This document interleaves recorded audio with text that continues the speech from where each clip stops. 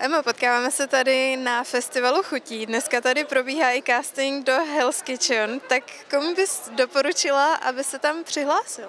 Určite by som doporučila prihlásiť sa do Hell's Kitchen všetkým, ktorých baví variť. Ktorých baví variť, majú to ako srdcovú záležitosť a majú radi tak trošku ten stres v kuchyni. Takže ak sú týmto spôsobom trošku praštení, tak určite áno, prihláste sa do Hell's Kitchen. Je to super príležitosť zase vyskúšať niečo nové za mňa. Takže určitě bys do toho šla znovu? No, keďže ja už viem, čo by ma čakalo, tak si nie som úplne istá, že by som bola hneď taká odhodlaná ísť do toho znova, ale prečo nie? Je to zase výzva a ja milujem výzvy, takže určite.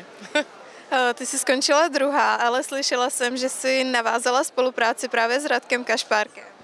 Áno, je to tak. Od nového roku som nastúpila vlastne do 420-ky, do Radkovej reštaurácie, na studenú kuchyňu. Je to super príležitosť pre mňa a som za ňu strašne vďačná a zatiaľ sa mi teda darí, takže uvidíme ako ďalej. Čeho bys vlastně chtěla dosáhnout? Toužíš potom otevřít si něco vlastního do budoucna? Určite áno, ja vlastne tak od malička snívam o tom, že by som mala sériu vlastných podnikov rôznych a keď toto dosiahnem, tak asi budem najviac spokojná, pokiaľ sa mi podarí otvoriť nejaké fungujúce podniky, ku ktorým mám vzťah. S jakými ohlasy se potkáváš po odvysílání Hell's Kitchen?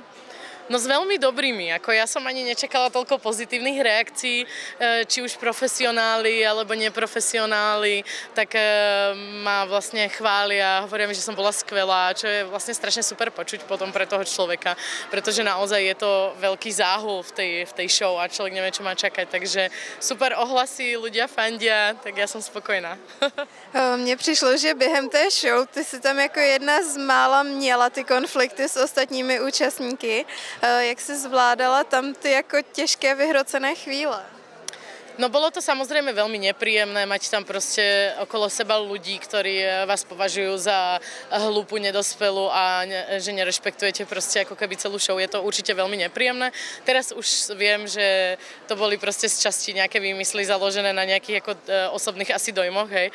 Ale tamto človek zvláda úplne inak, pretože tam ste vlastne zatvorení naozaj iba s tými ľuďmi a neviete, čo sa vám odohráva za chrbtom. Takže som rada, že sa väčšina z tých vecí odohrávala za mojím chrbtom a že som sa to dozvedela až z televíznej obrazovky. A čím si myslíš, že to bylo, že zrovna jako se to točilo kolem tebe?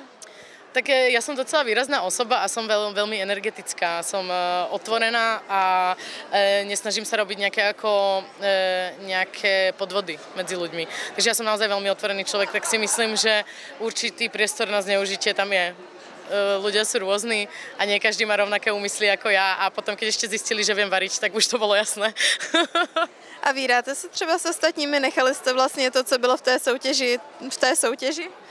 Určite sa vydáme, nevydajú sa všetci. Samozrejme, tie vzťahy samozrejme po Hell's Kitchen sú rôzne. Niekto sa s niekým kamoší, niekto nie, ale snažíme sa vydať čo najviac to ide a hlavne spolupracovať na rôznych projektoch.